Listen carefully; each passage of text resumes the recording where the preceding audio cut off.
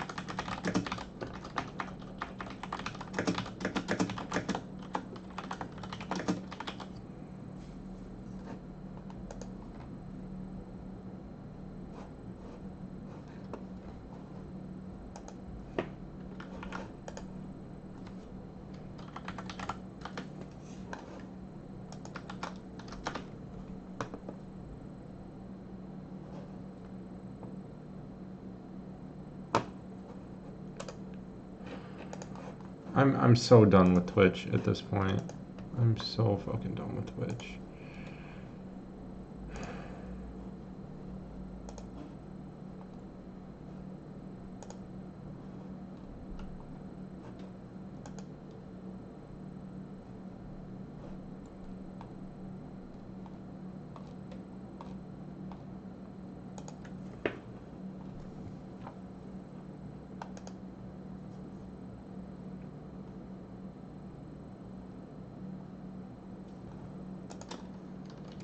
Yep, screw Twitch.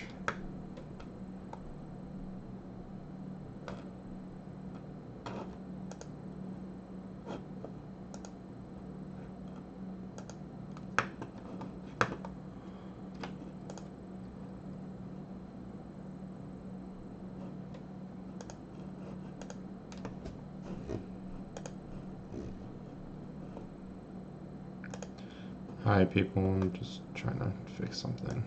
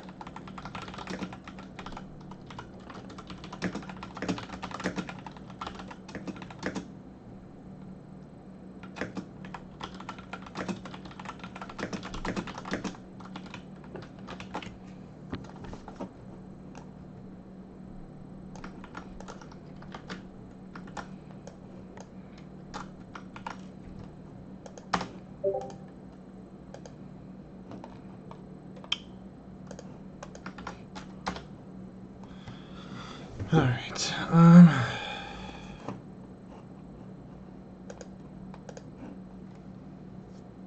I'll get better at getting this stream up and running. That's going to take practice. Okay, so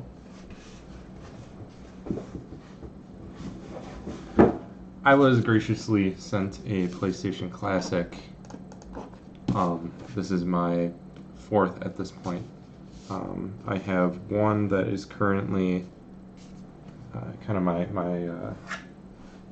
daily driver, if you will. Not that I actually play the system all that much, but I want to keep at least one working.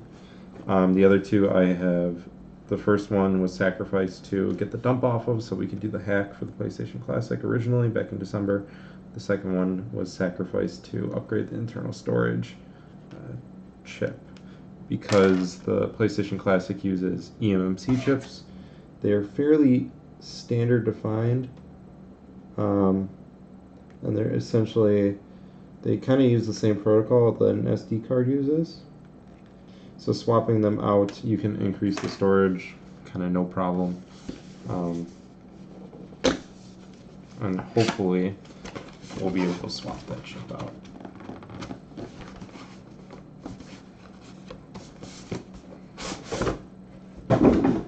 I've opened so many of these at this point. And then hopefully, if I can get this working properly, I might be able to offer it to people. It's probably not going to be cheap once you figure in my time and everything like that, but hopefully there'll be a solution. So we don't need anything else other than the console. So I'm just going to take that out.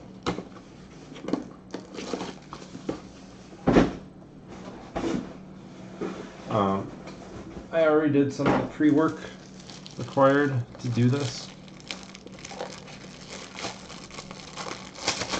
I got 5 32 gig eMMC chips in it. I ordered them off eBay. That should let us have at least a few attempts at doing this. Because the problem is not finding the chips or possibly ruining the board. The actual problem is trying to there's balls on the bottom of the chip, and I'll show you that under the microscope when I switch it over. So I'm just taking this apart right now. And at the same time,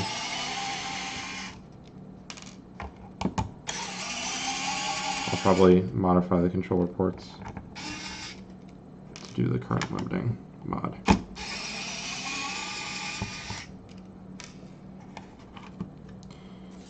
So there's 5 screws on the bottom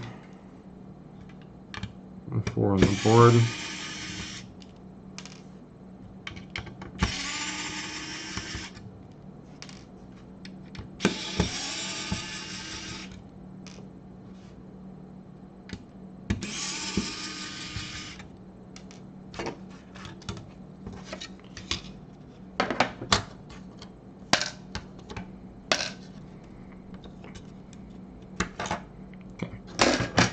So there's the system.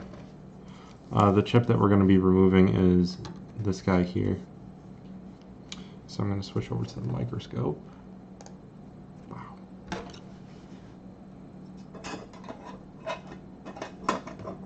And hopefully this attempt will go a little bit better. Ooh, that is way zoomed in. There we go. That's going to be the best way to hold this. This maybe? There we go.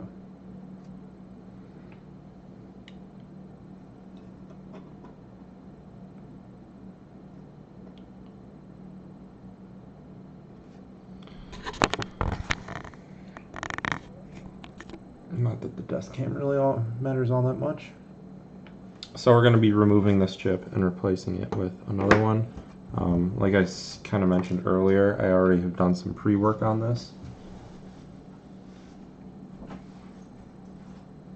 I took one of my other systems and I dumped the eMMC chip on it to an image, and then I wrote it back to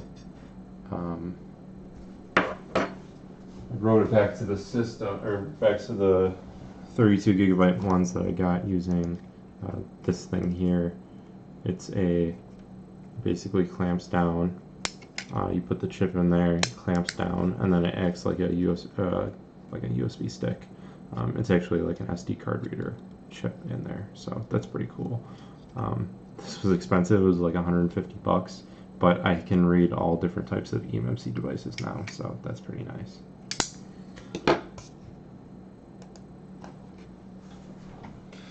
So, what we're going to do is we're going to take off this chip. There we go. We're going to take off this chip and then clean up the pads on it, which is fairly simple to do, but in order to do that, I need to swap the tip on my...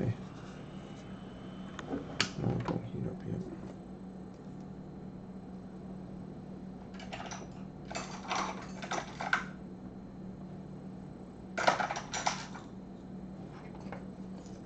Switching from just this like no tip on this thing to this. So hopefully it'll make it a bit easier to do this.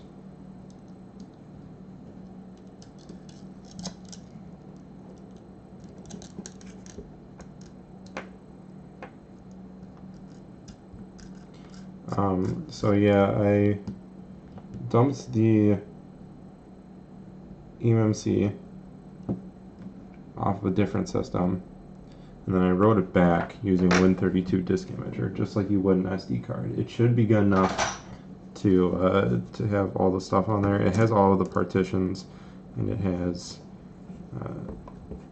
seemingly all the data. If I plug it into a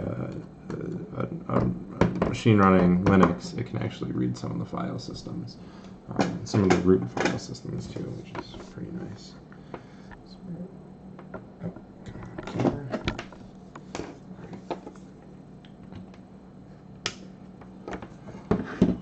So I'm going to put some flux. Ooh, actually, I can't do that yet. I need to mark it. See, that's what happens. I always screw it up like I have every other time. I need to put some tape down and mark where this chip flies, whichever you want to use. Ow.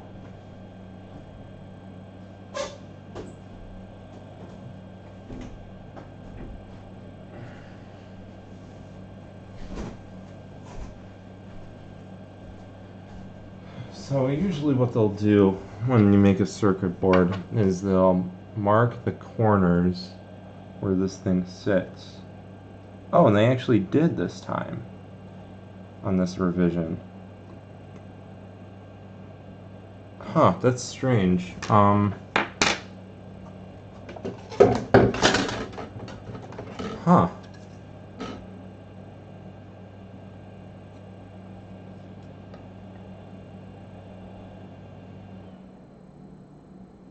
Oh no, okay.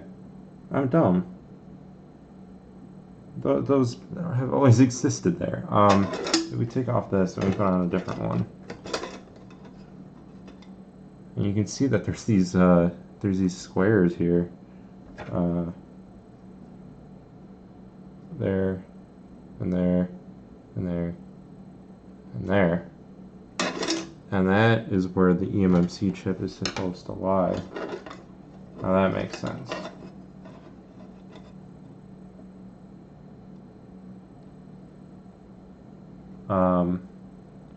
For the hell of it, I'm still going to put some tape down and mark it precisely.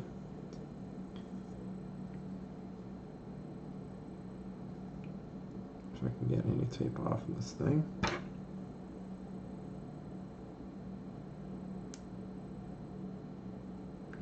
The problem is on the last couple attempts, on the last attempt,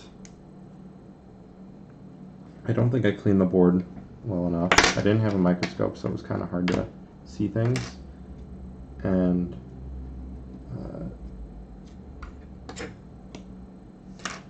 I didn't mark where the chip was, and the chip was a different size, so it's a bit harder to size things up when everything's different.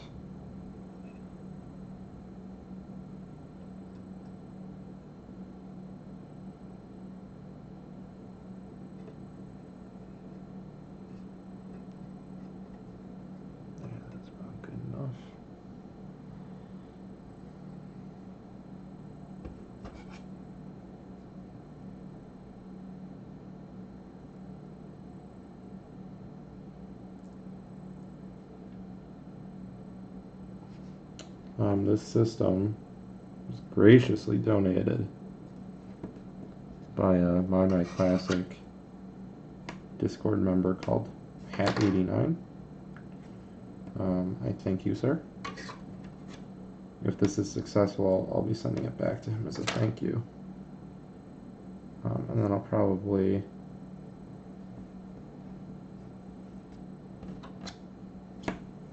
see if I can get another one and then try it again and see if it's successful. If it is, then I'll have a reliable method for doing this.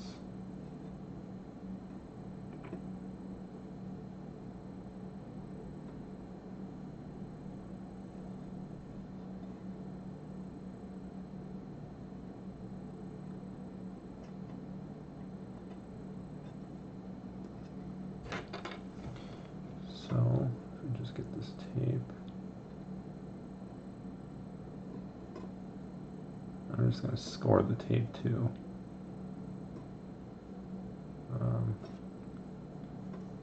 Take it off.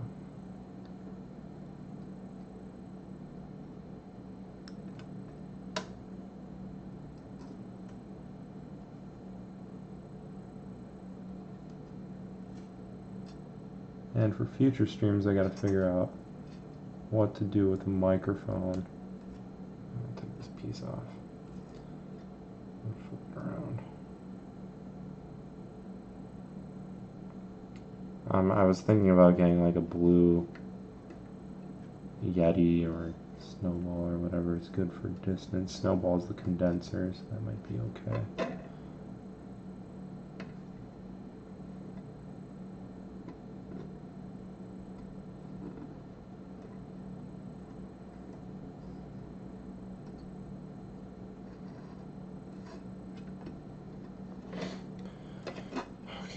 That's not the greatest job, but that'll do. It'll just let me know pretty much where I want to be.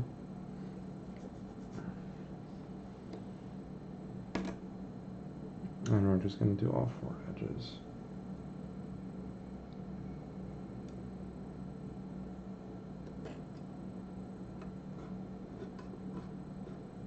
Like so.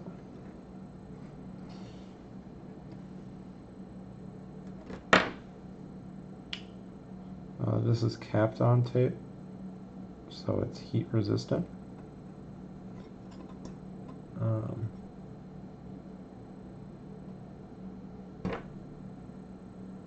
That's important because we don't want it melting and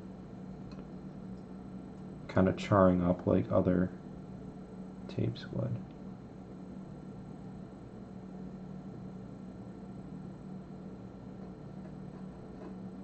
There we go. Okay, that's pretty good. I'm happy with that. The only problem with this tape now is that it's going to kind of interfere with how we put flux on, but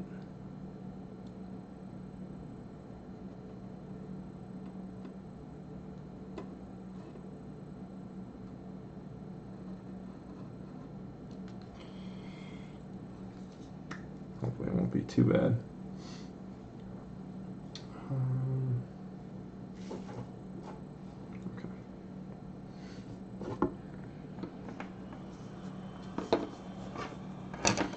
So all I'm going to do is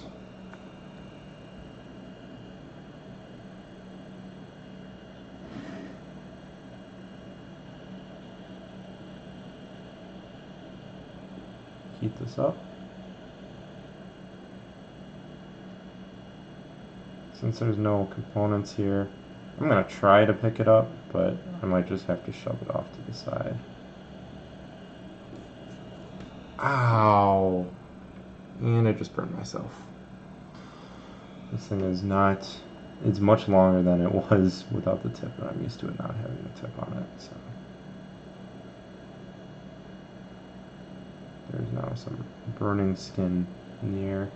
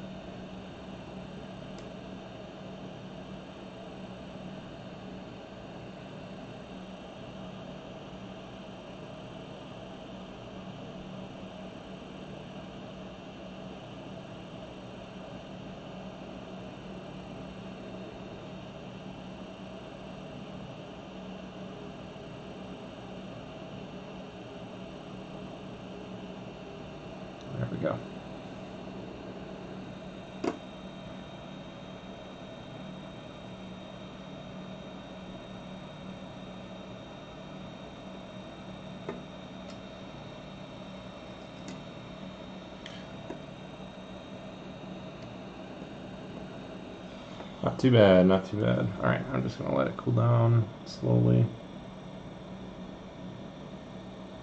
The tape kind of stayed in place pretty well, so I'm happy with that.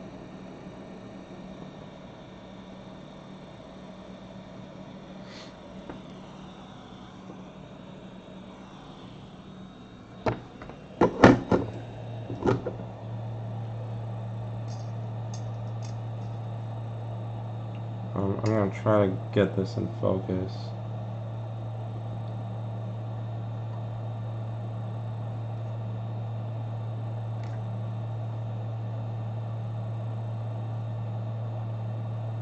So I don't know if you can see, but on this chip there are these little balls kind of on the underside. This is a Bga chip. Bga stands for ball grid array.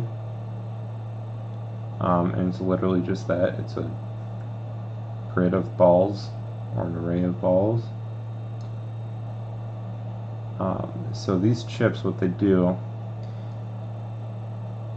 is you have to solder them using a reflow station, a reflow iron, hot air station, whatever you want to call it.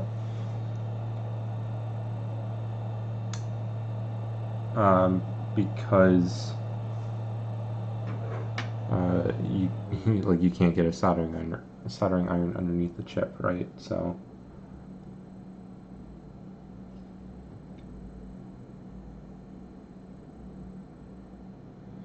okay, so next, so all we're gonna do is we're gonna clean up these pads here with my soldering iron and some solder wick. We're going to try not to burn off the pads like we did last time. And we'll try not to burn my hand like it did just now.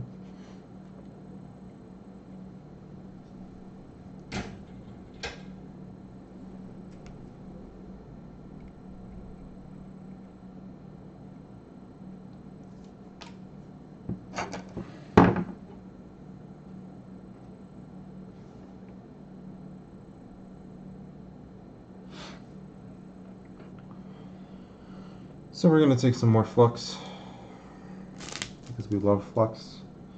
When you're soldering, flux is just as important as the soldering iron and the solder. If you don't have flux, you are not soldering right.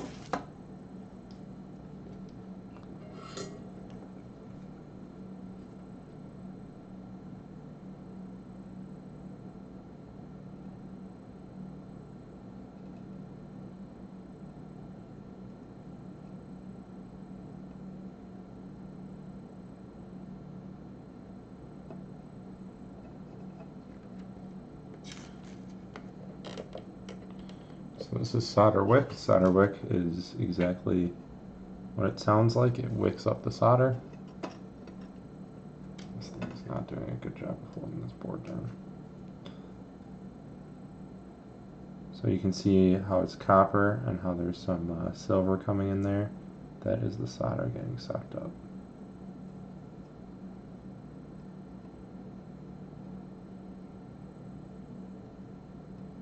You can see that there's all these little balls on this board, and all this is doing is sucking up the solder on those balls and making it flat. That's exactly what we want.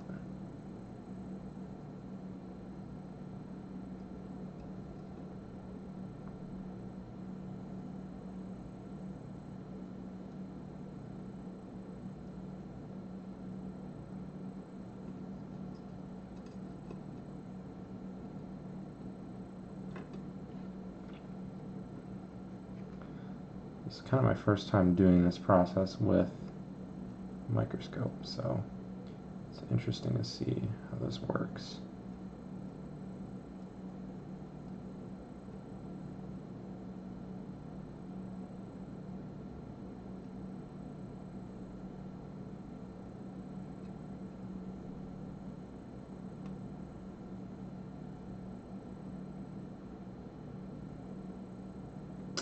This is not the best wick, so that's probably part of the problem here.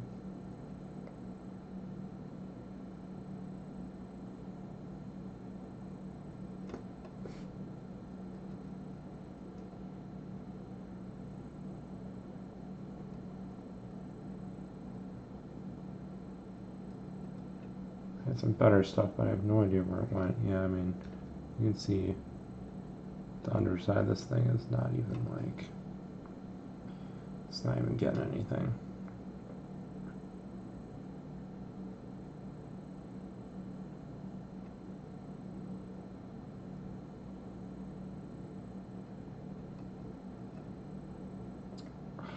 Son of a bitch.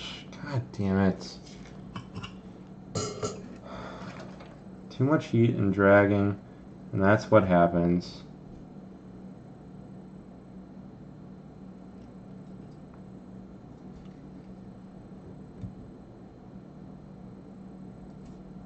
Too much heat. I drag the iron.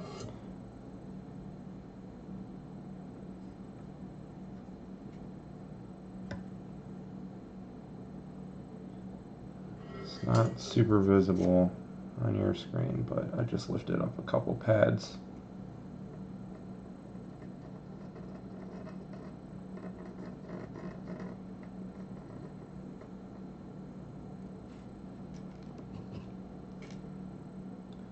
It's because this wick is terrible.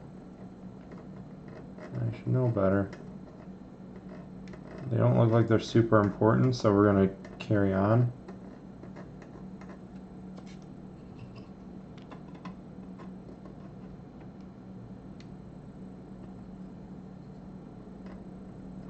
And the reason that they're not important is I don't see any of these traces running to anything that got lifted.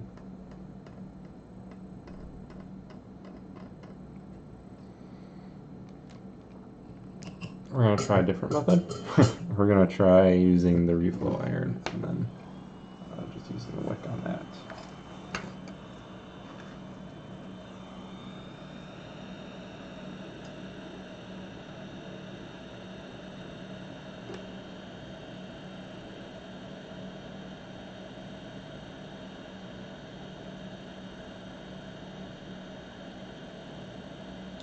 This method has worked in the past for me,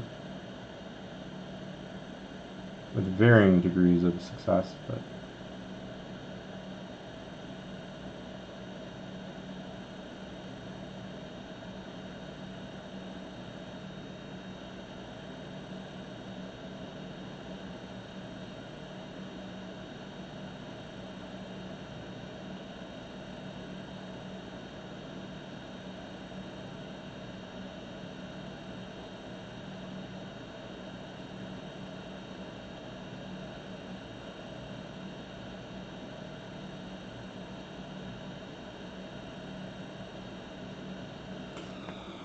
it does seem to work quite better. Flush mouth client.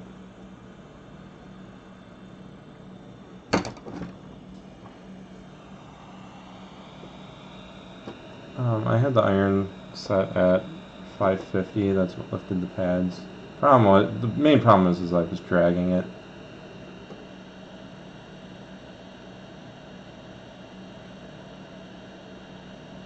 These points are super tiny, so they can't really take a lot of heat.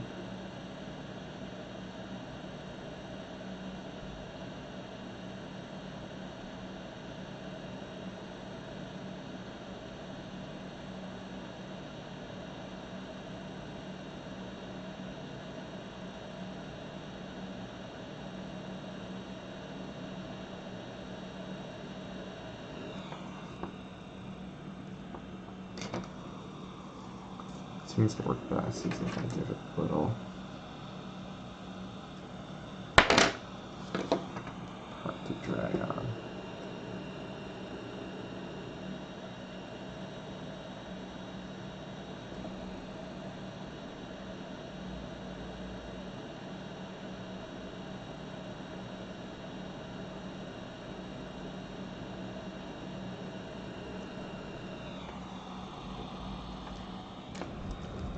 Put on more flux.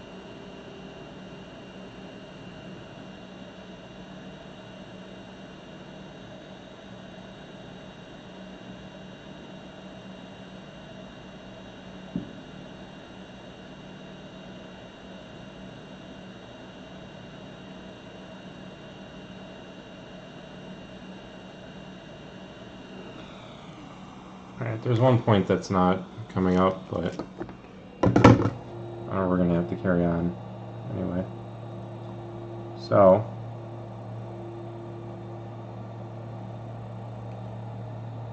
2 points. I'm just going to try. Last 2 points here. We got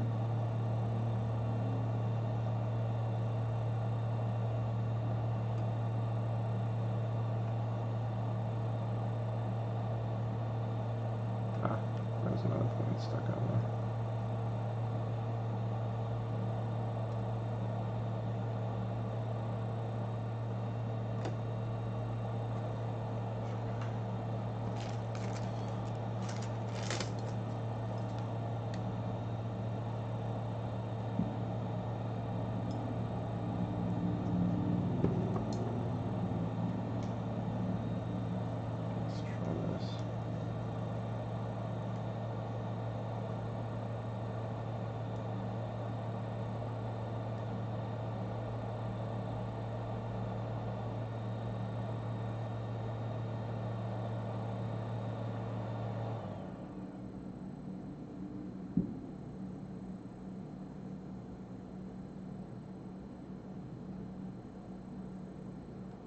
That seems to work okay now.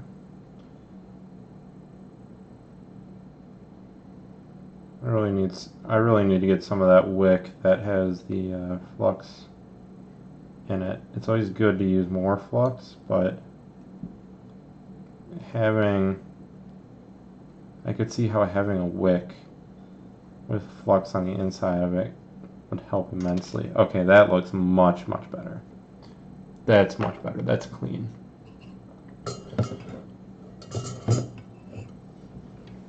That is clean.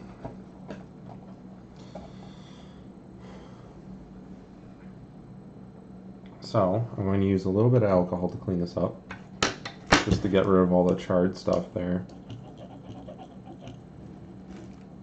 All the nasty brown.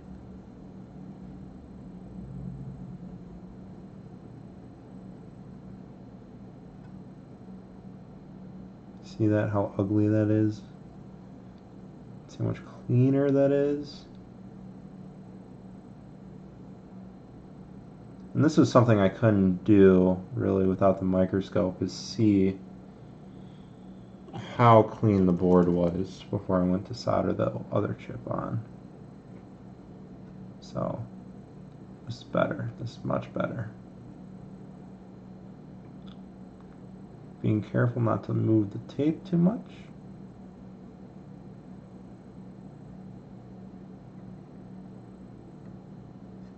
I'm trying to get this residue off this pad.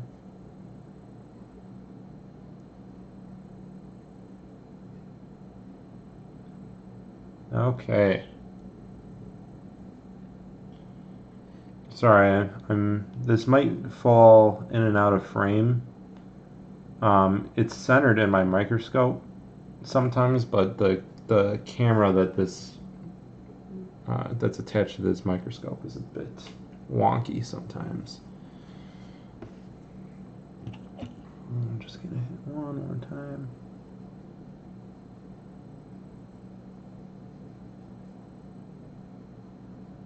Okay, that is clean. I'm happy with that. Very happy with that, actually.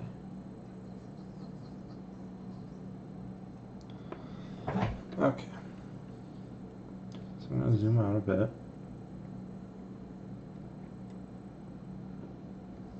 Now we need to do the alignment.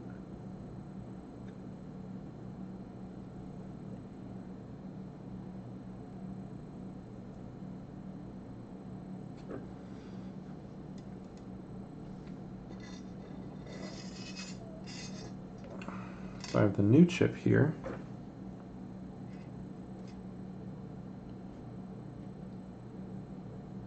And I need to line up everything.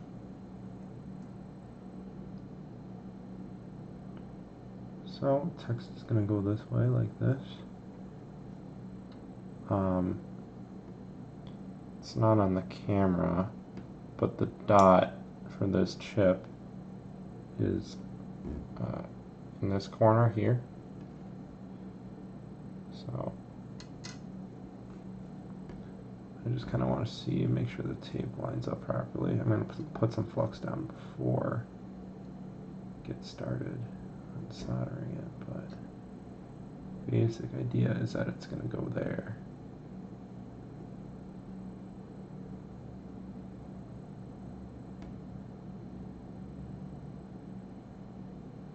And it's just going to solder into place like that. But I want to make sure this is a view of the camera. Yeah, this camera is not the greatest. And the lens on the camera is not the greatest either, but it'll have to do. Okay, so here's a new chip. We're going to take this off for now. And kind of what I showed earlier, and I'll show it again, is there are balls on the bottom of this chip that are going to solder to these places here. So I'm going to take some flux, be a little generous with it, but not too generous.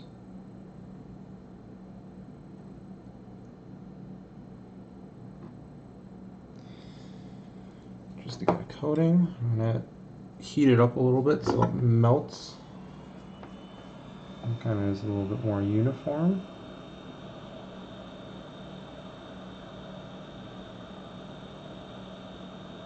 Kind of like that. Now I'm going to position my chip and hopefully the correct orientation.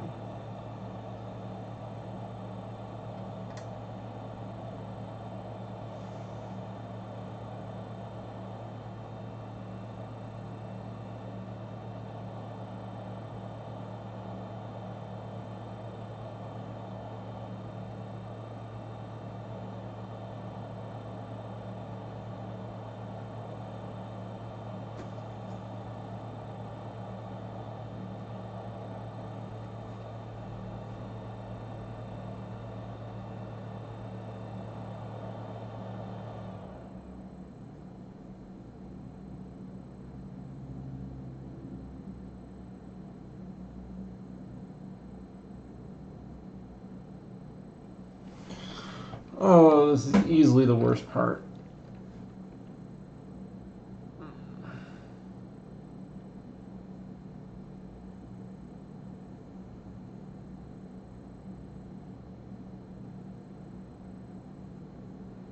Okay, that should be good enough.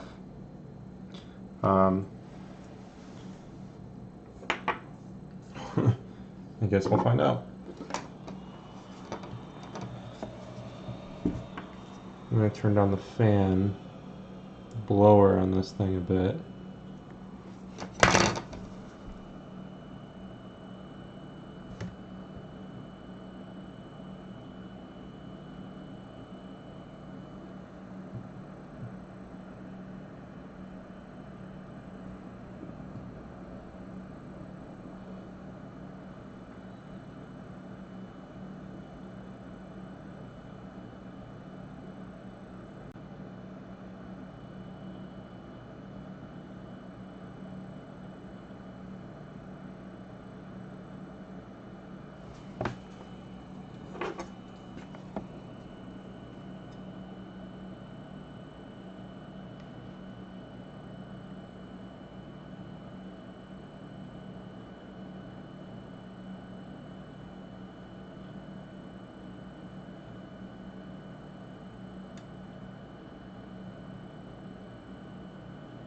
Basically, this chip is not going to want to shift too much.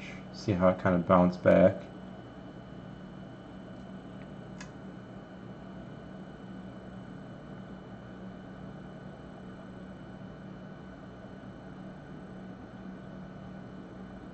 Getting a little bit of wiggle out of it. That's good. I'm going to take the heat back a little bit.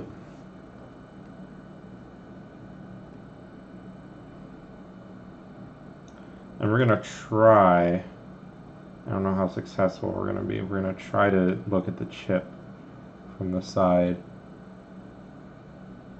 to see if it lines up. The mount on this microscope isn't great for doing that, but we're going to try it anyway.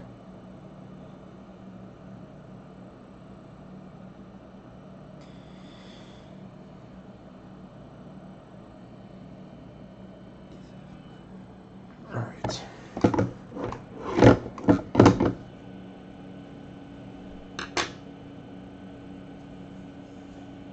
Take off heat, let it cool down a little bit.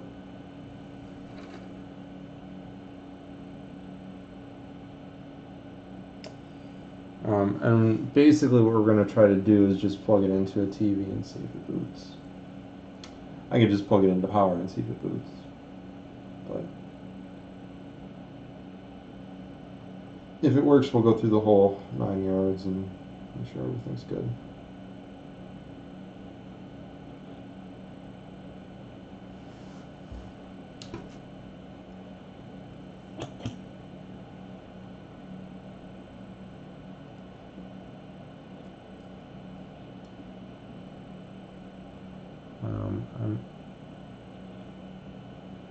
I'm also going to clean up this board.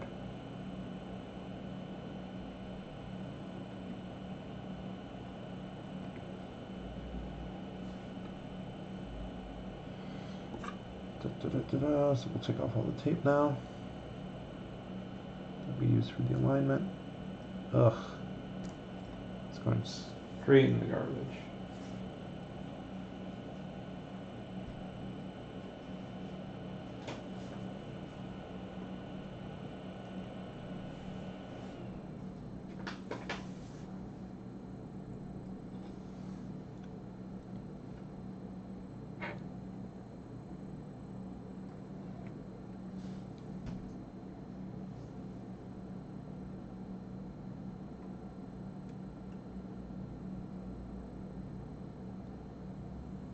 Where's the tape thing?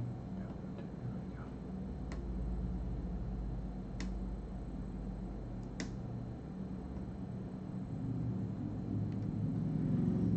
Come on.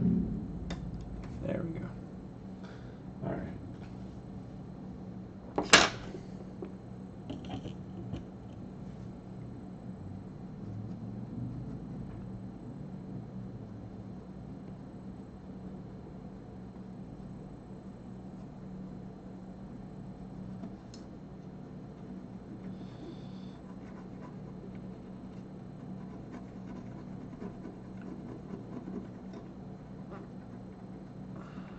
I hate cleaning. I need an ultrasonic cleaner if I'm going to be doing a lot of these at some point. Just dunk it in and leave it.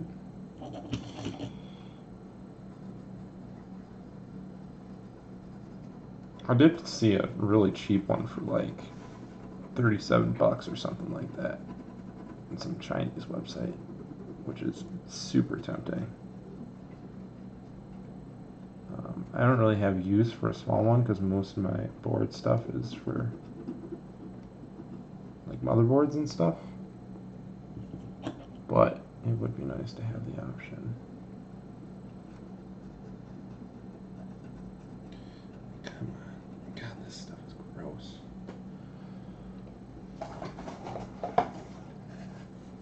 Any other question or any questions at all, I guess, from the 2 people that are watching, 2 or 3 people?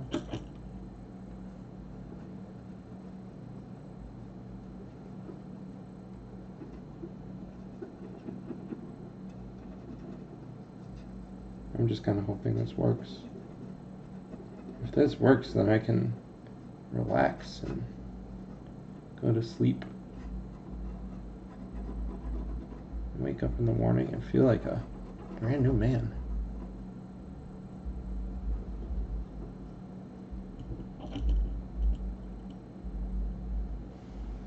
How much do I think it would cost if I were to do upgrades? I'm assuming is the question. Maybe how much would it cost if we get it down? Oh yeah. Well, so these 32 gigabyte modules, I paid about $40 for 5 of them. eMMC chips don't really scale well, So like 128 gigs is like $60 or something like that. It's much more expensive than like doing an SD card or something like that. My thought is to try this how it is right now. Try swapping a module. Maybe do it to a couple more. Just to kind of get that practice down. And then to make a board that would have the same footprint as this chip, but then would have a ribbon cable going to a micro SD connector. And then that way people can kind of swap whatever they want. And then I could hoard a bunch of, 16 gig eMMC chips for no reason.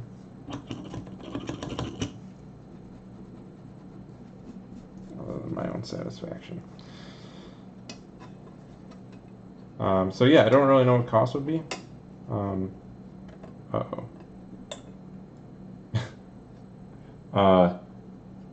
Yeah, that's one thing I don't like about this microscope. And that's what was cracking. That's the noise I was hearing. It kind of adhered to this thing. You can kind of see it melted. I gotta find a different disc for this thing because that's not gonna do. Just make sure that this board looks right otherwise.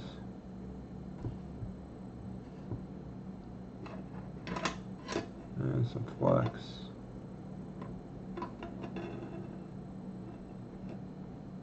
Make sure I didn't knock off any capacitor or anything like that. Okay.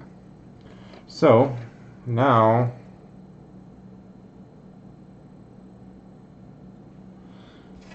I'm going to try to rotate this microscope off the desk here.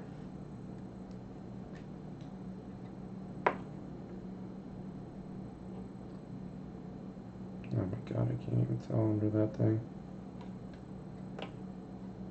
See how you can see the balls on this thing?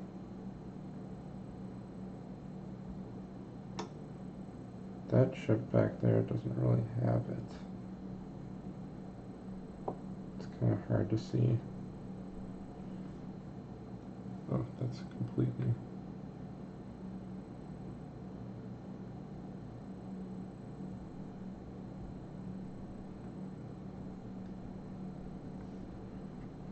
completely out of focus. Okay. There we go. That's... I can see that. Now I just gotta zoom in.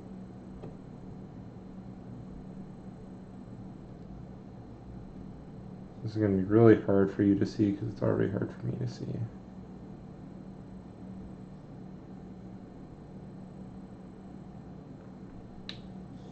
That looks good.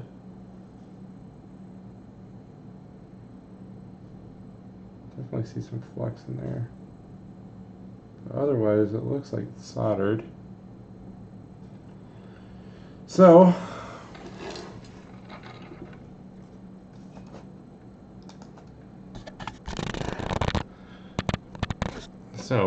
we got the board. I guess we can try it now. I'm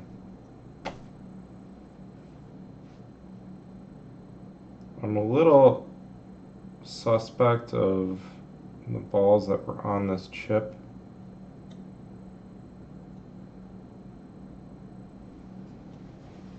Sorry, I'm just trying to check.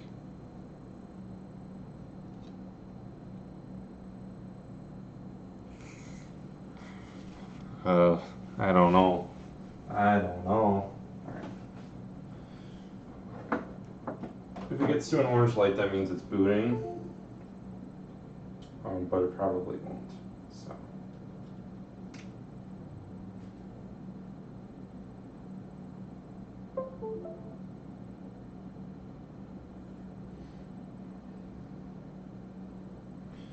Yeah. It is detected on my PC.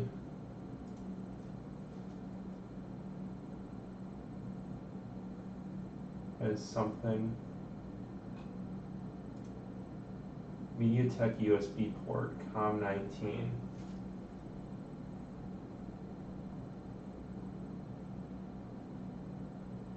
So it's probably booting into some debug mode.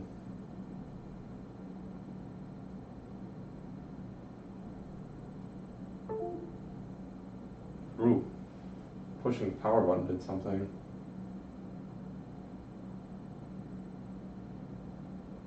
It removed it from as a device.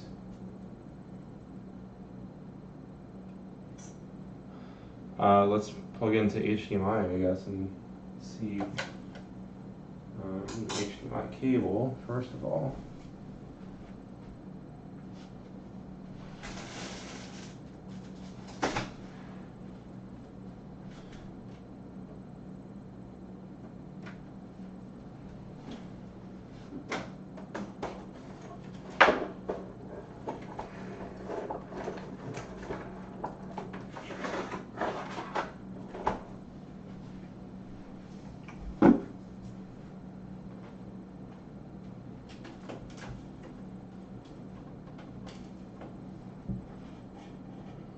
Oh boy, I hate this TV.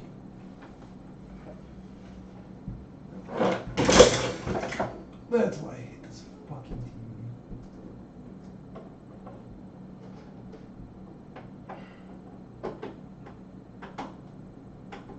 Alright.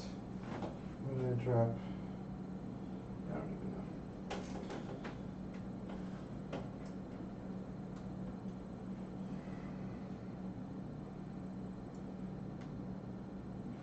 Okay. What's the board we're working on? That's the board.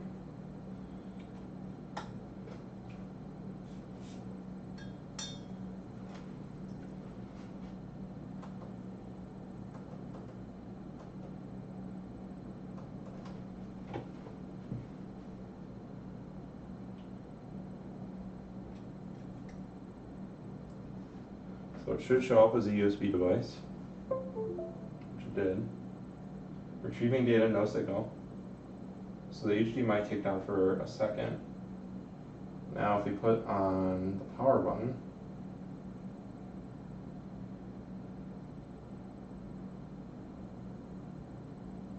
nothing.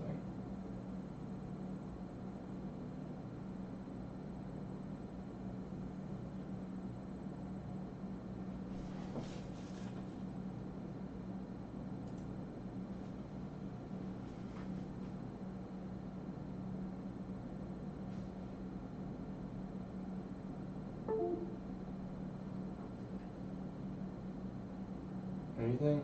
Signal?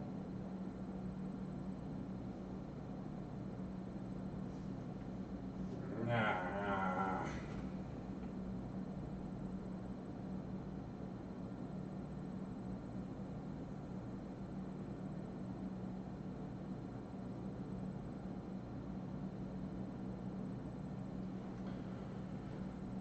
I mean, I'm pretty certain it's aligned.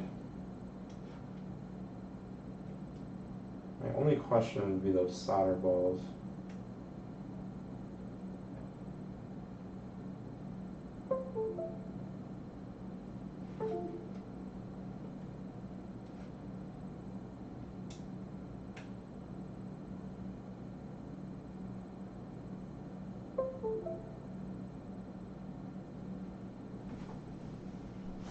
Let's see, what's that MediaTek device? I'm sorry, I don't have my other computer like running over there or anything.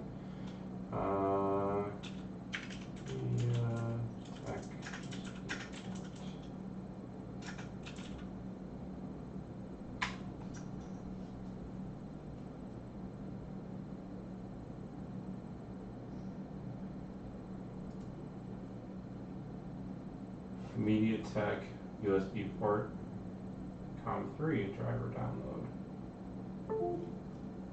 That's not what I want.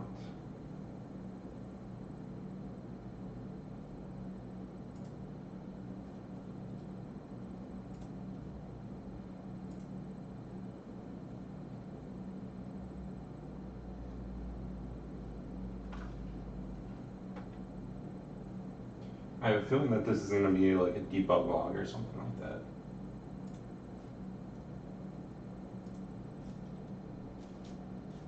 is fine.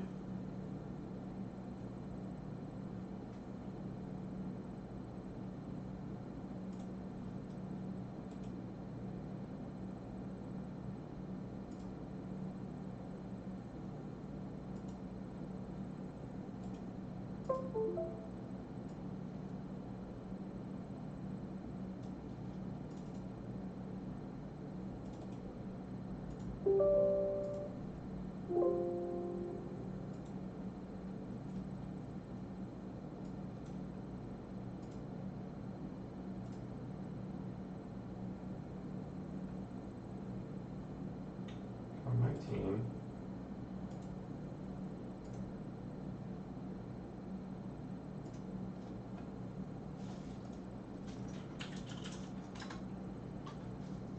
Let's just try serial and content team.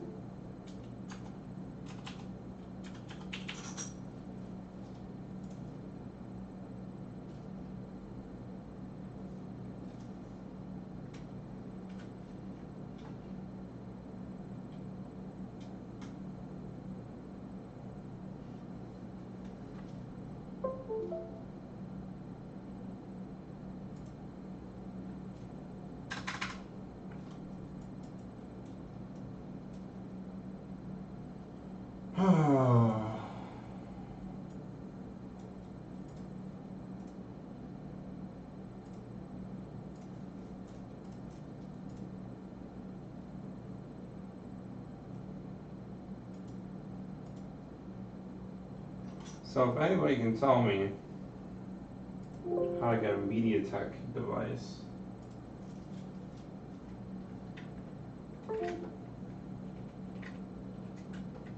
get the USB device reading somehow.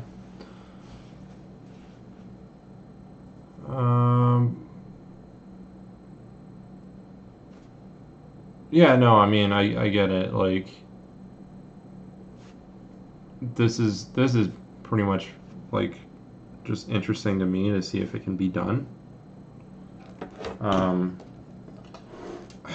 Honestly, at this point, I'm not sure I would be willing to do this for other people because it's kind of a pain in the ass. So I'm gonna try one more thing. I'm gonna try putting the old chip back on. A chip off the old block, if you will. In order to do that, I need to clean this up because this is gross.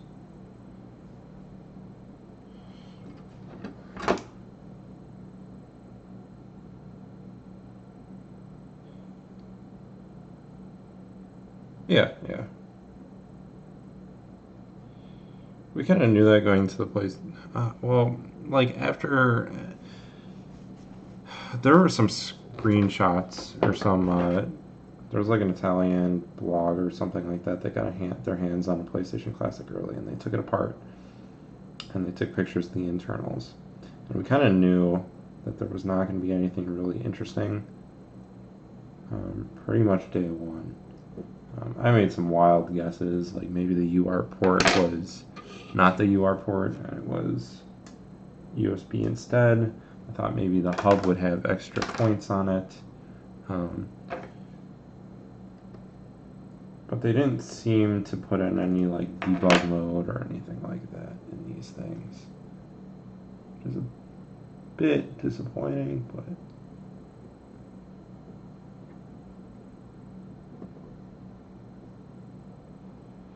did you do anything to the MediaTek bootloader? Nope. There may be a ROM partition that checks the eMMC capacity. That I'm not going to say that makes sense because I don't know enough about MediaTek and how they implement things. But that's always been a possibility. Either a boot ROM on the CPU itself or on the eMMC, there can be in eMMC versus SD, there can be hidden boot partitions.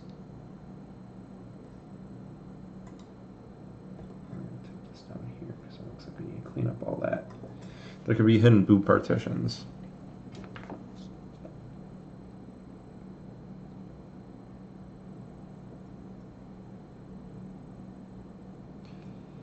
So I'm going to try to clean this chip up the best I can. Use a massive amount of flux in the process.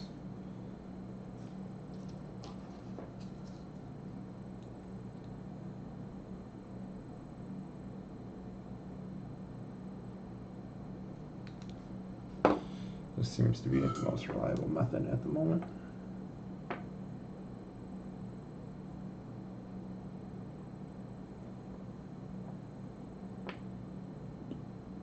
God, I really burnt my finger earlier. That hot air gun.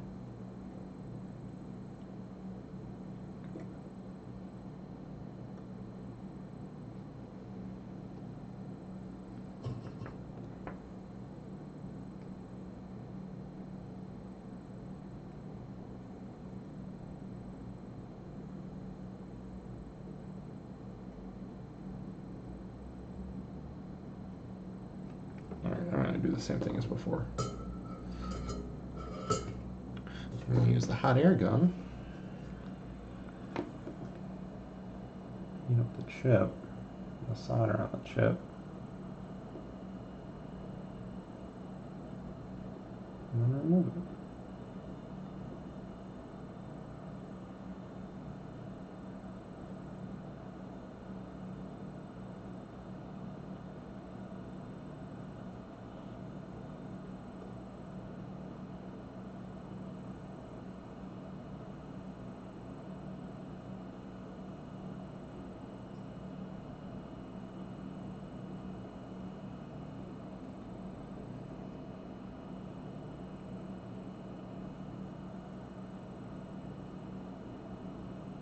Oh, and this is just going to melt. Fuck, this is going to melt this chip straight into this. Yeah. Oh, I can smell that. That does not smell good. That does not smell good. That was probably a bad idea. Because this chip is going to be...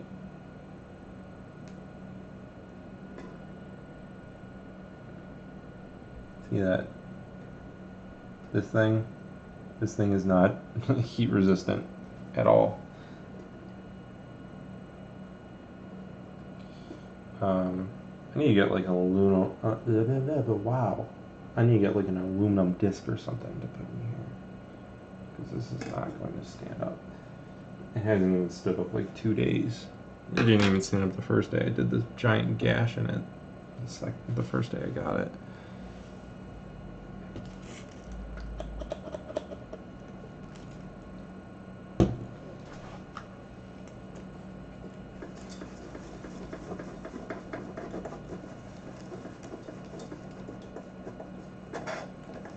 It's made of some sort of ABS plastic. I can smell it.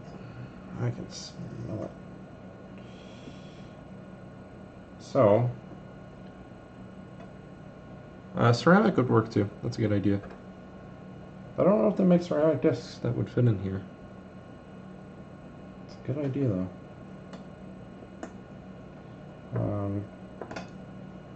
Basically all I'm going to do here is I'm going to try to reball this thing. This is the original chip. I'm going to try to reball it.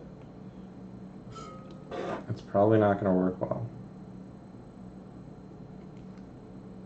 but we're going to try. And reballing isn't just like, uh-oh. This is not going well. This is not going well.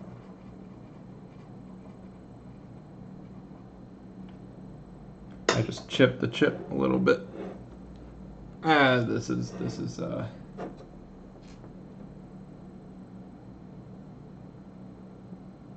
going downhill real fast.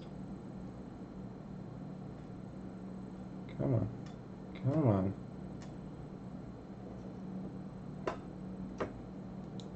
Jeez.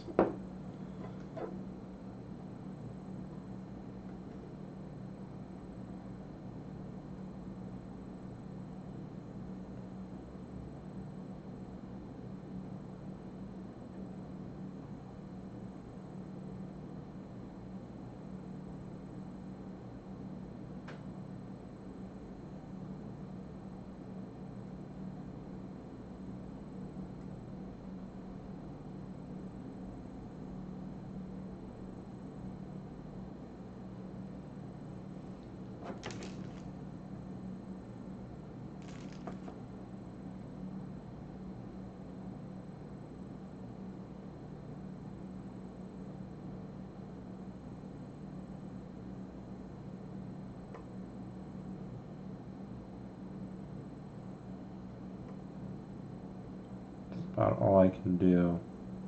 Just try to get them around the same size. If I was serious about reballing, I would get like a stencil, I'd get the right size balls, and go from there. But I don't, so I won't.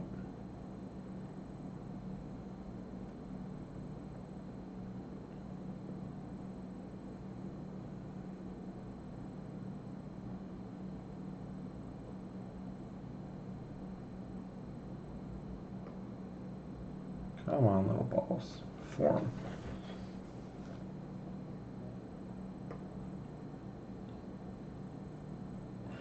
By the way, what country just woke up?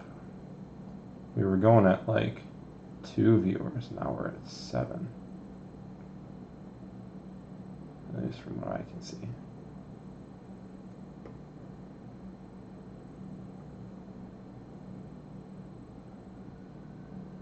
What time is it? It's 12:18, so it's not the UK.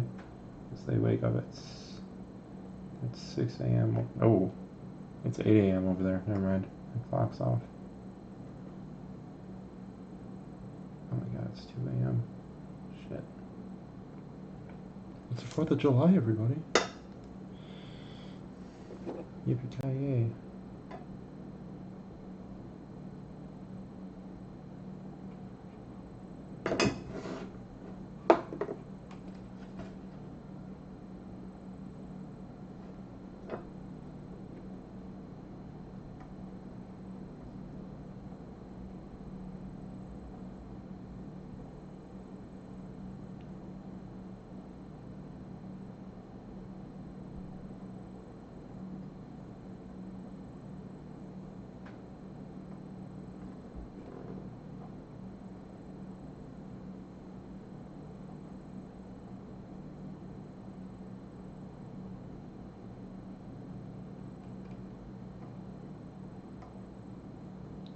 Come on. I have the wrong iron too, that's part of the problem. I need a different iron. That's going to be a few $100s to replace. I can't even see this at this point.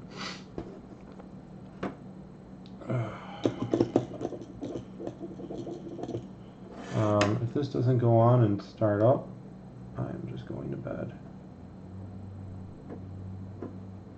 It's 3 a.m. I don't want to go to bed.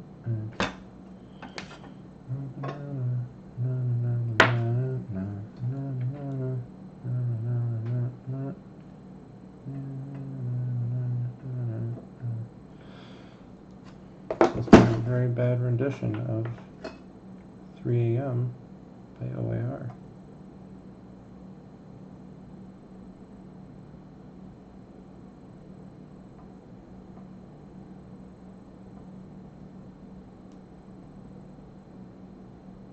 God, solder works. Dick. Damn it. Do as I say. I am your master. I am your fire god.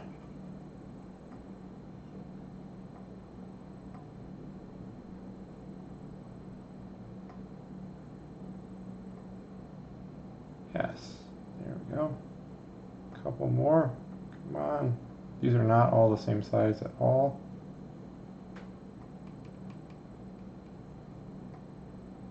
But we're gonna have to roll with it.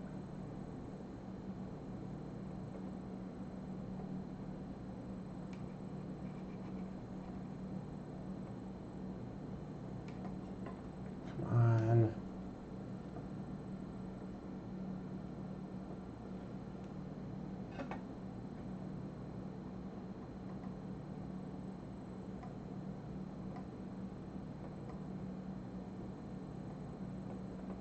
Okay, that quadrant is done. I've actually gotten to use that in a sentence. That's awesome. Okay. Okay. That one there. That one there. Okay. Those are balls. They are bad balls. They are not the right size balls. They are balls.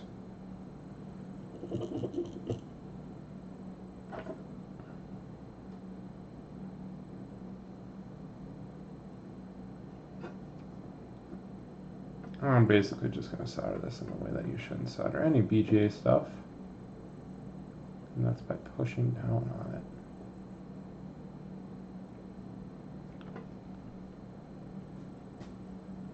By pushing down, I mean when I solder it, it's in place. I'm literally going to push down on the top of the chip. Normally, you don't do that with BGA. It's not the type of way that, not the way that BGA kind of works. Because it can bleed over into the other pins really easily. But this is not that big of a BGA chip, so it might be doable. Maybe.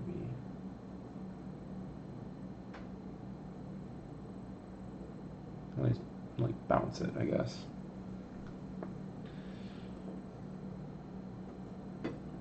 And let's see, where do we put that chip in the chip? Right here.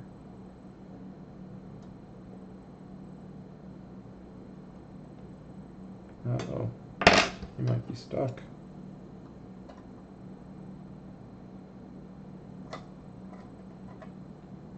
Oh, hey, there's the lettering. There's the lettering of the chip. Oh boy.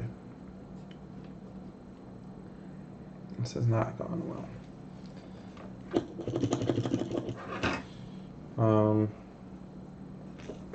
think what I need to do is just get like a flash drive that uses an eMMC chip. And then try to solder that and make sure it works. And just kind of get that skill, you know, working for me. Oh yeah, this disc is cracked. Completely cracked. Alright. Maybe if I just take it out. I'm just going to take it out. It looks like crappy wood grain. You can see my disgusting finger. You want to see my burn? Ow. That hurt. All right.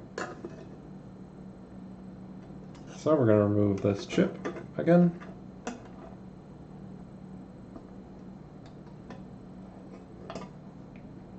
And we're going to try to put the old one back on. Not remove this one again. We removed the other one previously. But this is our 32 gig. That doesn't seem to work. I guess what I can try to do is if I'm going to bounce it, if I'm going to bounce the solder joints off, we might as well do it on this one first. Right? What is that?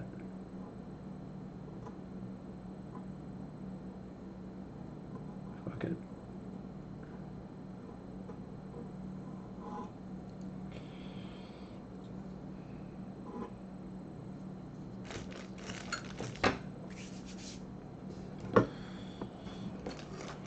Yeah, so all I'm going to do is heat this up.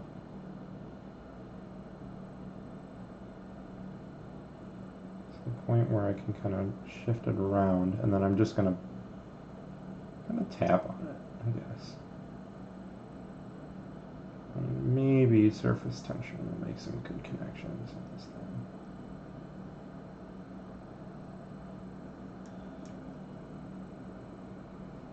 Ugh, a piece of hair into this thing.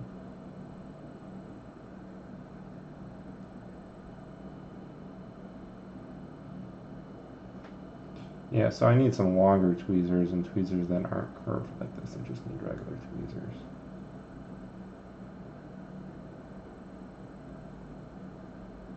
Because these are not long enough, so my hand gets too close to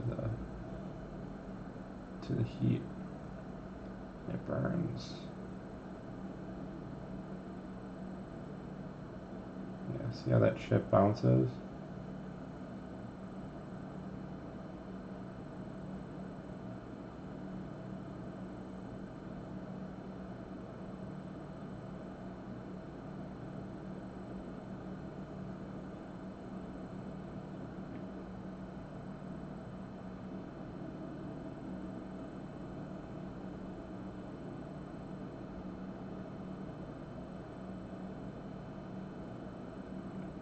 we're gonna try that now. If that doesn't work, then we're just gonna remove the chip. So I'm not gonna clean this up. I'm just gonna plug it in and see. No reason to clean it up if we're just gonna take it off right away.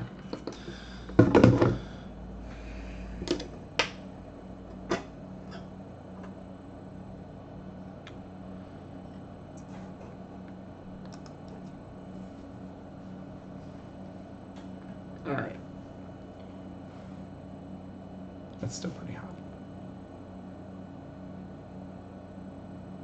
Yeah, I didn't knock anything off the bottom, so if anything's wrong, it's got to be with the chip. It's got to be it. It's got to be it. The only reason that I think that it might not be the boot ROM or anything like that,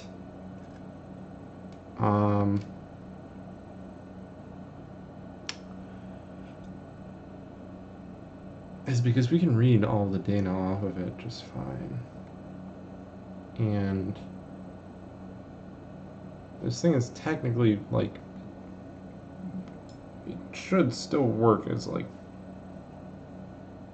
I don't know what I'm talking about anymore, I'm tired. But it is formatted and all the partitions are less than 16 gigs in size. So unless it's actually doing a query against the controller of the chip, and there's only a few lines hooked up on the eMMC, so I'm not necessarily convinced that the boot ROM is configured in a certain way, or oh,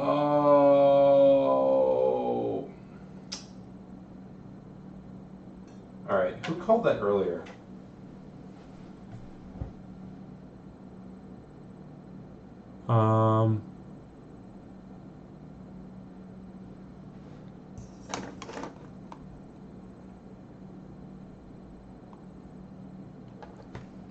Yeah, Robert, you were. It's been a while since I've worked with the PlayStation Classic, so I'm going to throw that out there. But I completely forgot that when you have a stock system, you can't plug it into another device and like have it work. I never got the red light, so I'm not convinced that that's necessarily the problem, but we can try just using an AC adapter.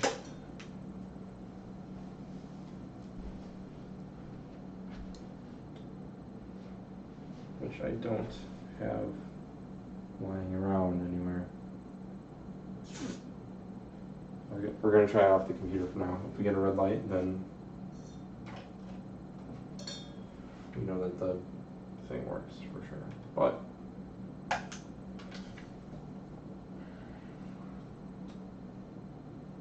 whatever.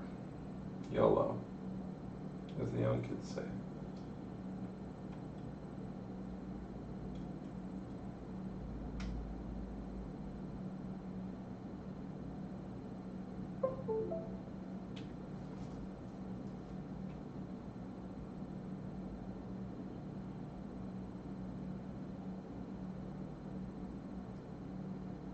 Okay, yeah, let's try an adapter. Let's try just power.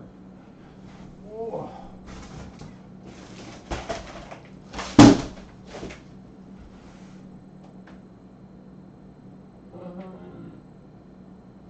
I don't have one. I'll be right back.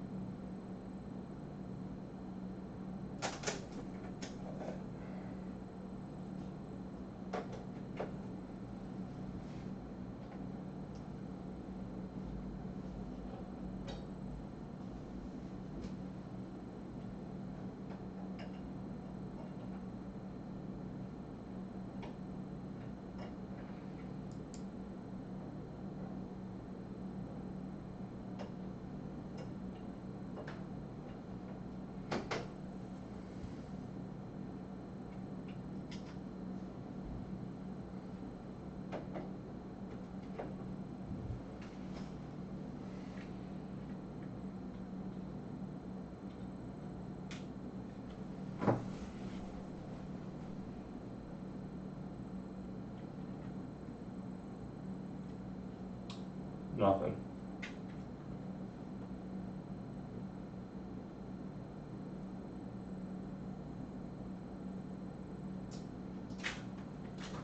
Okay. Let's take it off.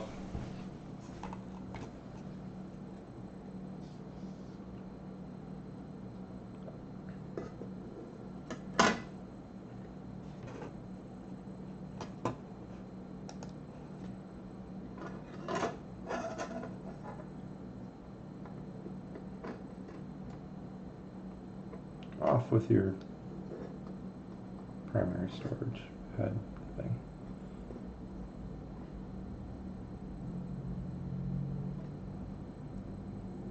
Yeah, this camera sucks. Oh well. Alright. Let's take it off. Let's take it off, take it off, take it off.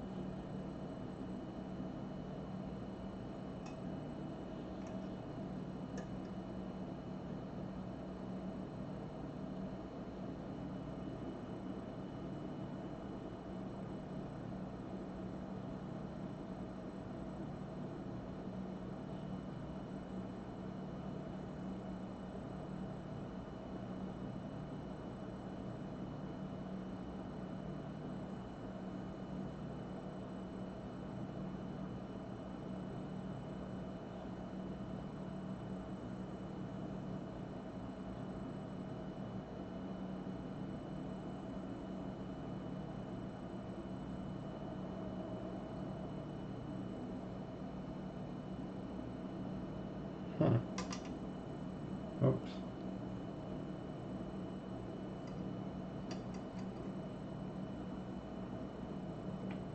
So, the chip looks like it's still intact.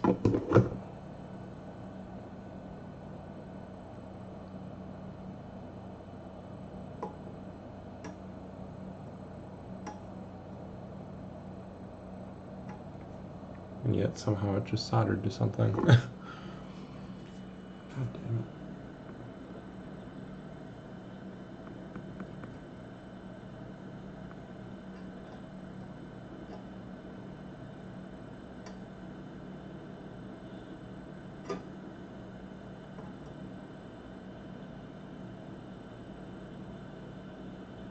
Ah.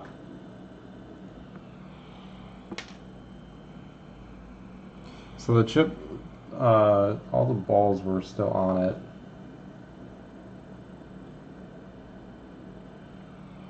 Which is about to be expected.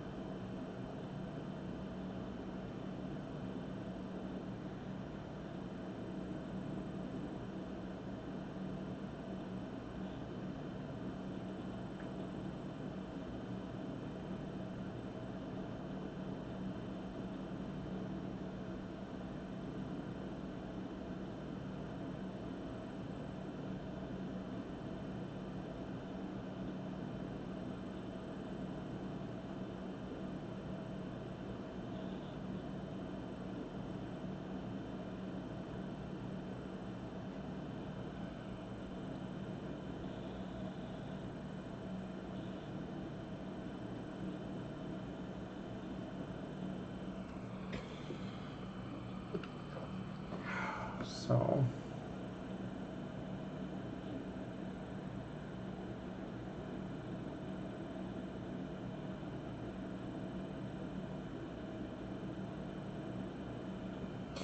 sorry, just cleaning that up. What I'd like to see is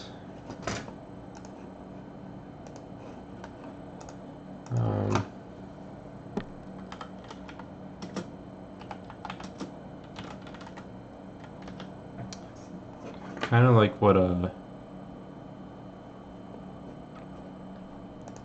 how this all maps out.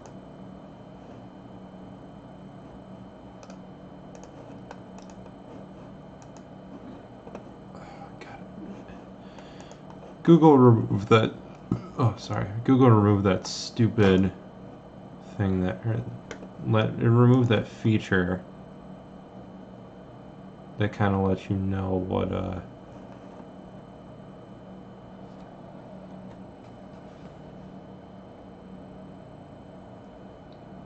so if I want this not connected. Okay, so 3 down from the not connected. Okay. So here. No. Sorry, I'm trying to figure out if the pads that are ripped off are actually not connected. This one's not connected, this one's not connected. Okay, so that pad that ripped off is okay. And then there's going to be one here, not connected, not connected. So the pads that are ripped off aren't used for anything.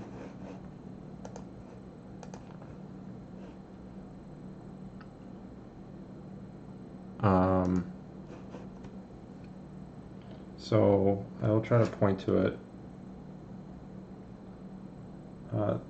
This pad and this pad ripped off. There's this pin which is here. This is gone, and this is here. This is gone. This is here. This is here. So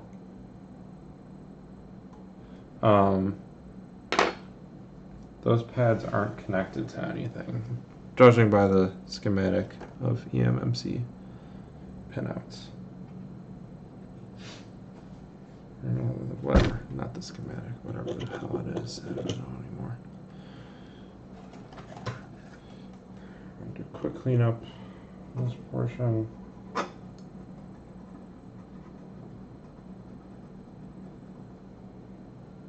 I don't have the tape anymore, so I'm going to have to align it based on the squares, but it should be pretty easy to do.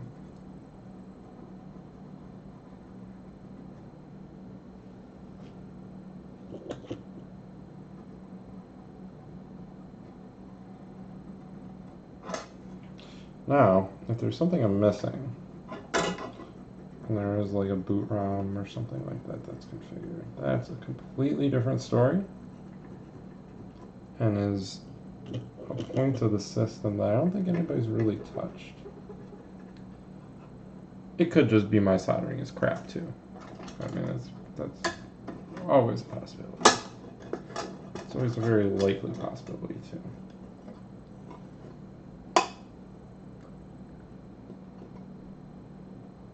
Okay.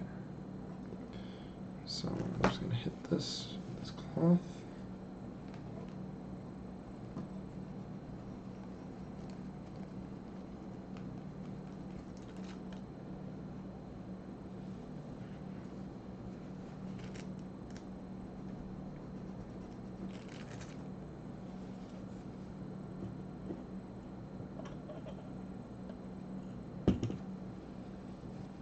This is just 91% isopropyl alcohol. It's really good at cleaning flux off boards.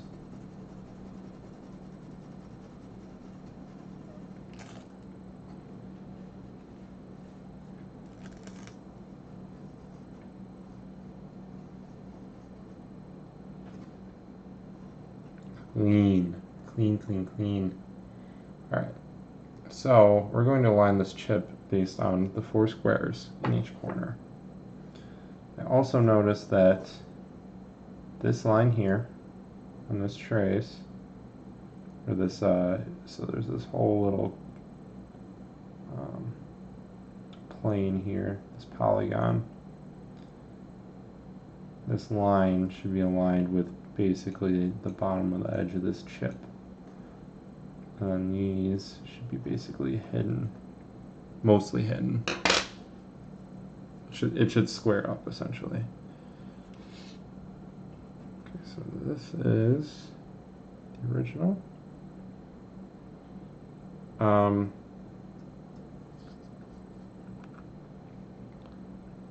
going to do this in a very poor fashion, and I am going to push down when I think it is aligned, and then hold it there. You don't normally do that with Bga chips because it can bleed over very easily.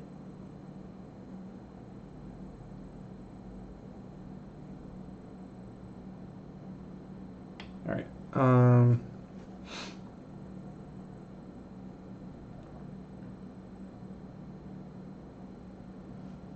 So I need flux.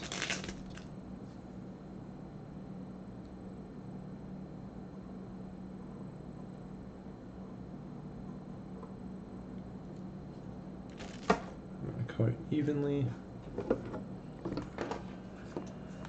Like that.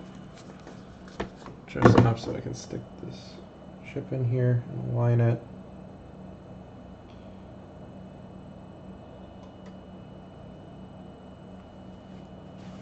After I lose my tweezers like I always do. There we go. Oh, yeah, it's upside down.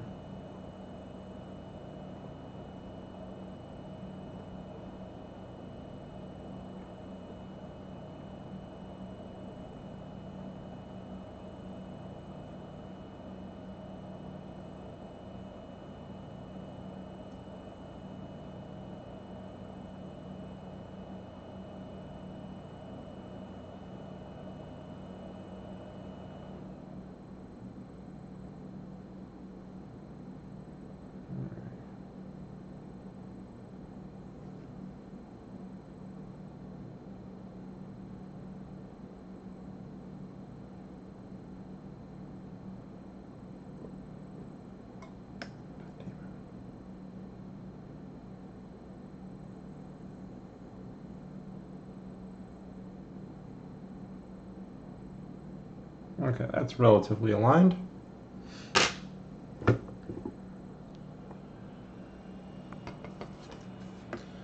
Now,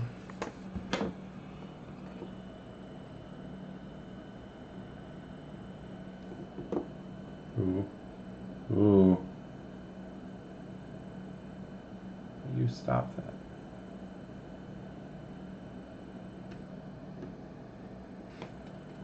Ha ha ha ha.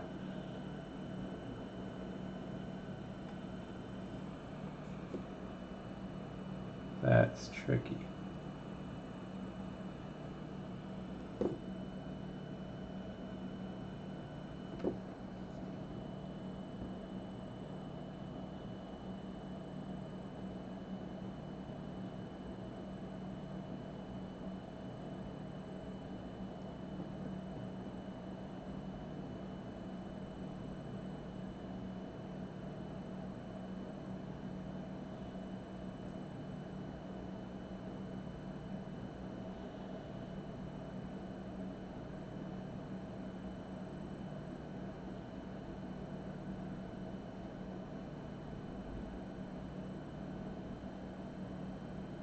Oh, that hurts. What did I just do? I burned some more of my skin.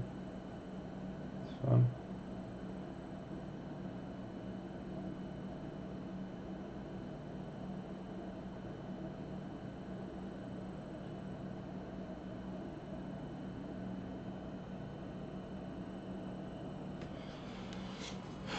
All right, we'll see. That won't work, but we can try.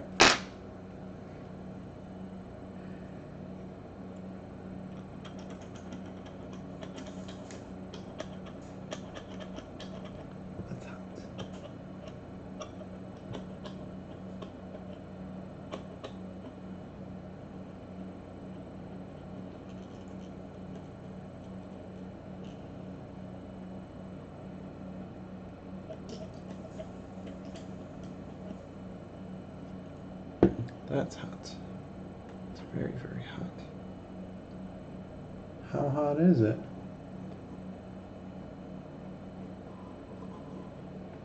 It's so hot. Jessica Alba said that it hurts.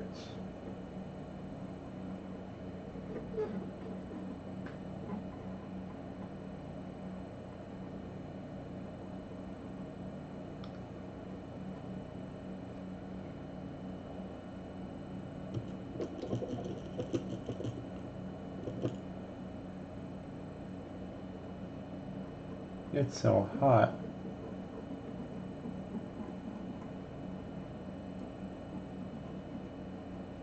It's where the devil has his beach house. I don't know. That's stupid.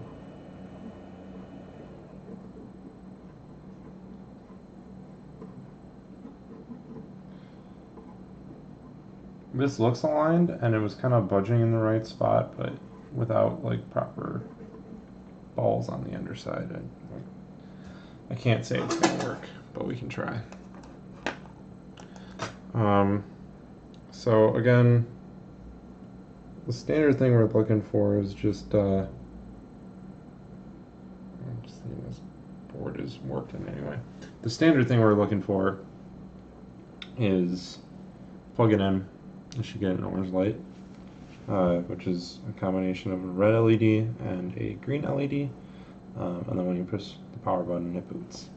We weren't getting that on the 32 gig chip, so I put the original back on.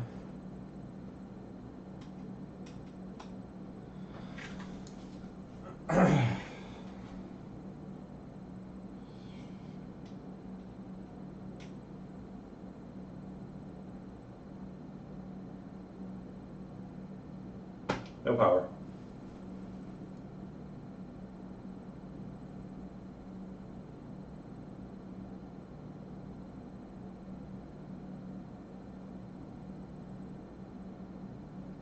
Yeah, so it's probably doable. It's probably doable.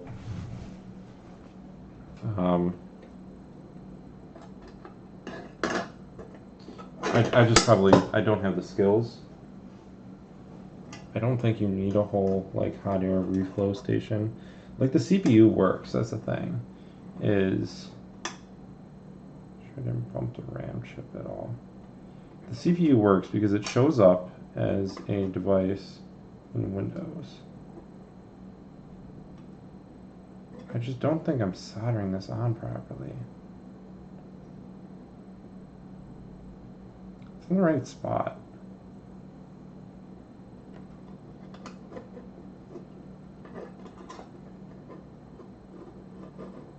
Oh, wow. Sorry. It's in the right spot.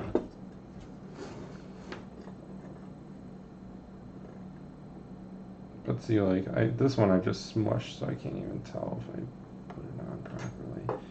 But like, a Bga chip should more or less look like this. Focus. See those balls under there? There we go. See those? That's a well soldered Bga chip. You can see on the CPU. CPU has lots of balls.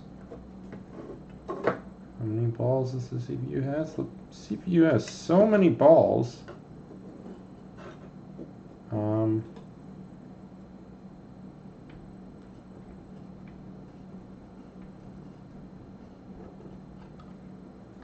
know how many balls does the CPU have. The real answer is like 600 something. See, those look fine. Those chips look fine. It's this one right there that doesn't look good.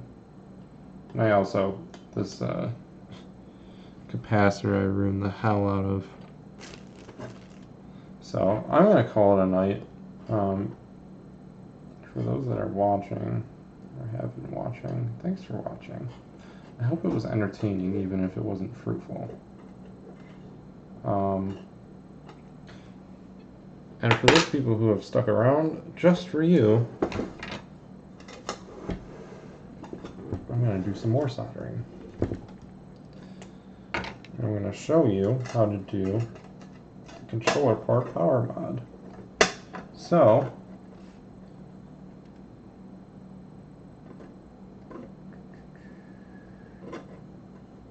on this controller port here, which I'm going to turn this so I can see it properly. Bear with me just a second.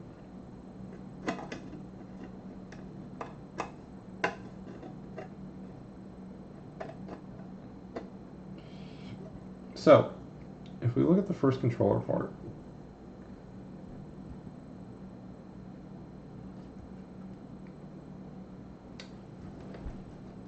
if you could, there we go. If you look at the first controller port,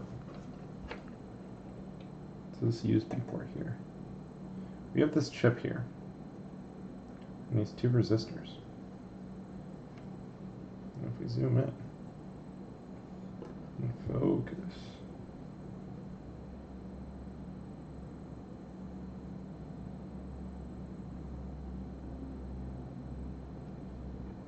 you'll notice that this chip here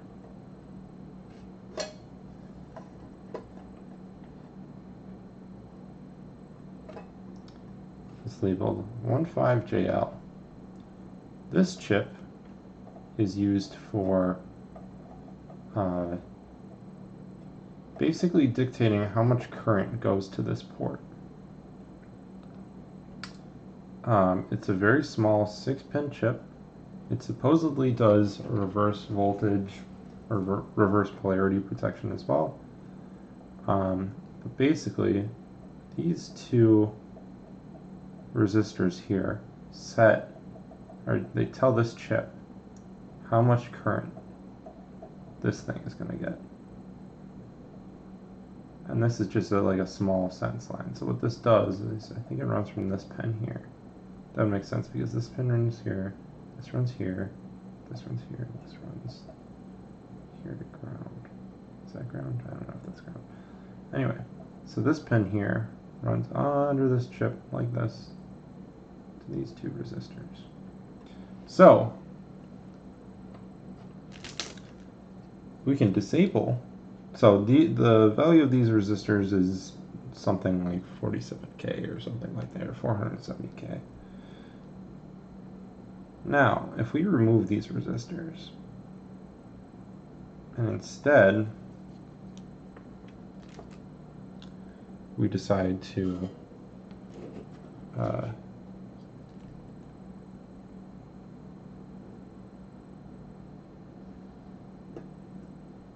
bridge those to ground, it will effectively disable that chip. Come on.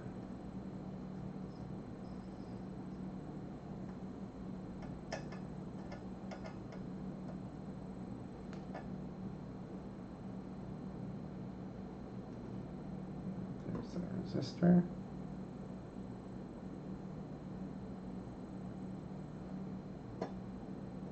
God, I love this microscope. I really don't need to do this, like, to mess with this resistor, but it's kind of cool because it's tiny as hell. Right. Now if we take this resistor off,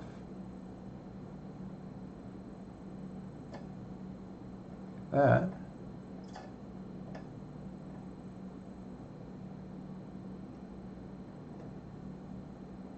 we're left with these pads. Now these pads are pretty small, but you'll see that we have this here and this. This is the ground plane, so that this must be like a voltage of some type. The only way I can tell that this is a ground plane really from here is, if you look, this leg of this chip on the other side runs to this trace. this polygon. Also, you have what looks like a resistor, or no, this is either a resistor or capacitor. It's kind of hard to tell. It's not really colored. And runs from this data line to this pad. So that's probably like a pull down resistor. That would be my guess. Yeah, that'd be my guess. So that means that this here, this pad, is ground. So if we figure out how to just like bridge these two together, which is easier said than done, unfortunately.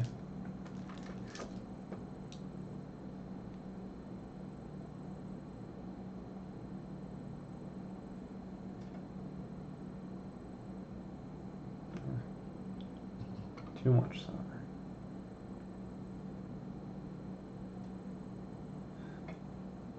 Nice. I can use that.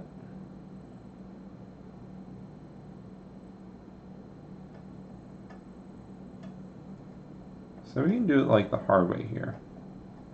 That's really annoying. I don't like doing it like that, to be honest. It's not very effective. It leaves you with a bad solder joint. It's not the professional way of doing it.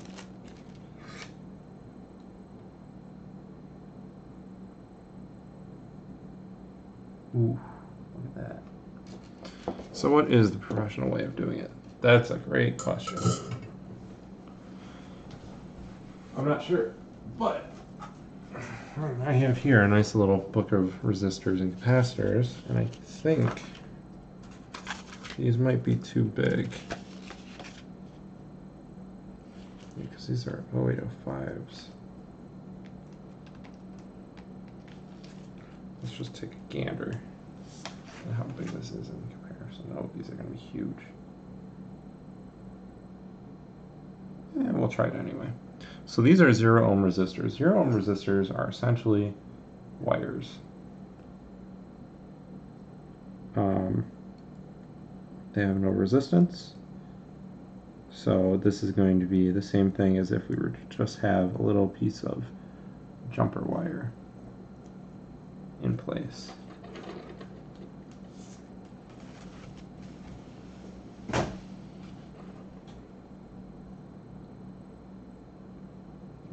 my resistor, it's here.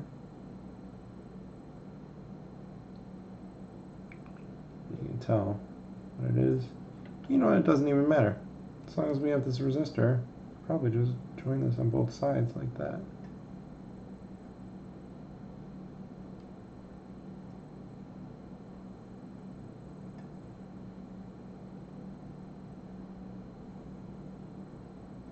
And just leave the other side open-ended. We're going to try that. Put some solder on the tip here. Just like that. I'm going to hold this down.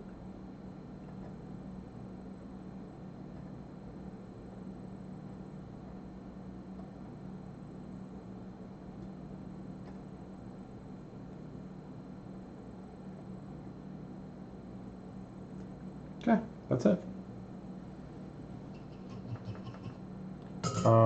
That's not the best way to do it. What I would usually do is I would find like an, I think this is like an 0603, or maybe even smaller than that.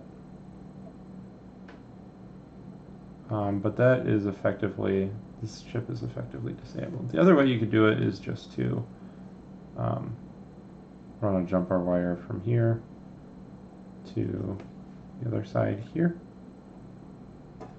The other method that I've recommended for people to do, if we look at the second controller port here, this is all dirty, I'm not going to clean that up right now. But the other way to do it would be to use a conductive ink pen. I have done that previously. I actually have one here that I can show you. A conductive ink pen is a pen with, believe it or not, conductive ink. That's what it looks like when you apply it. It's essentially like graphite, I want to say.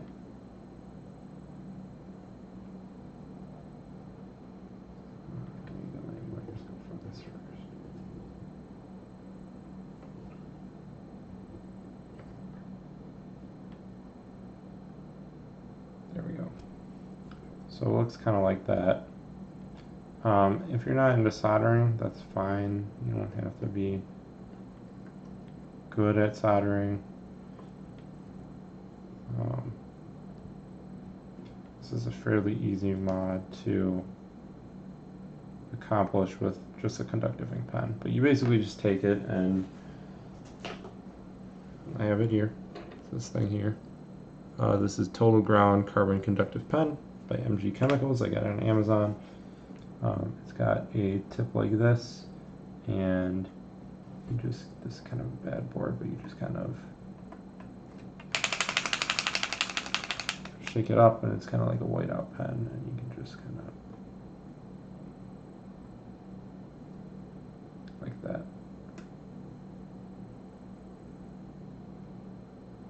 And that will also short it as long as you have this side of the chip done. So that's how you do the controller port mods. That's all I'm doing for tonight.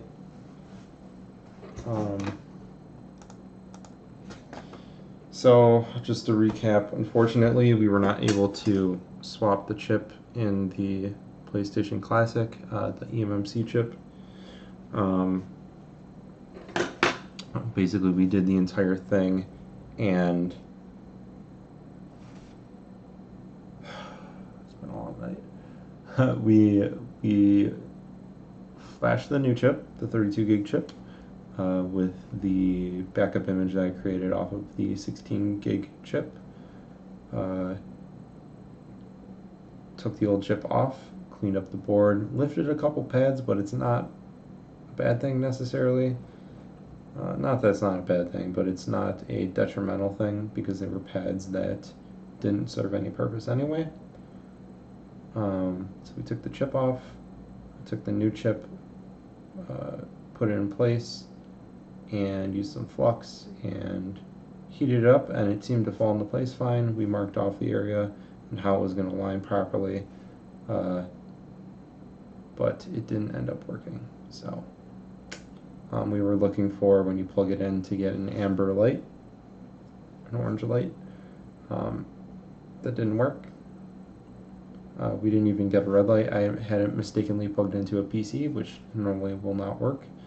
It is showing up as a MediaTek device. It's showing up as a COM port. So I'll talk to the BleemSync guys and see if anybody knows anything about that. I might try to hook up UART to the device to see if that might yield some sort of result. But it's getting pretty late now, so I'm gonna end it there. I tried last thing I tried putting the chip back on and it didn't work. The other attempt that I would possibly make is, like, to real quick take a look at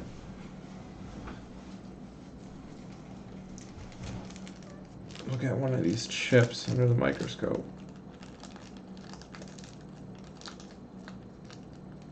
I do have 4 more, so I have at least 4 more attempts of this. I don't necessarily want to make 4 more attempts at it, but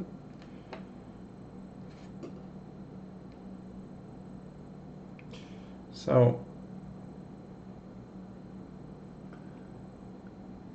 this has balls on the bottom.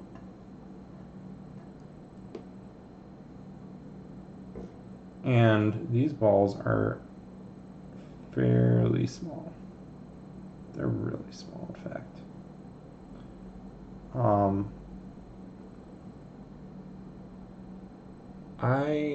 They're probably the right size, but for some reason it doesn't feel like they are. So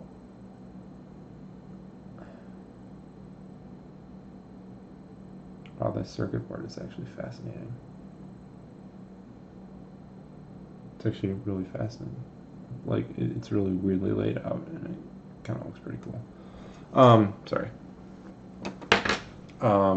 So one thing to do would be to get a EMMC 153 pins stencil, and possibly clean up the old chip and reball it properly, and then try to apply it again.